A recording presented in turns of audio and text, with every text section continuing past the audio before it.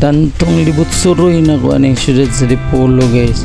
Natinga ako kay may bibo kaya dito dapit sa unahan. Gisusi gida yun ako. Na kay grand opening an anniversary man sa Asian Homes. Iri yun sa pumunday. Pabudol na gida yung tana. Guys, pag vlogger na mo guys. Kani rin nagpabudol nga perting lipaya kayo sayo pa.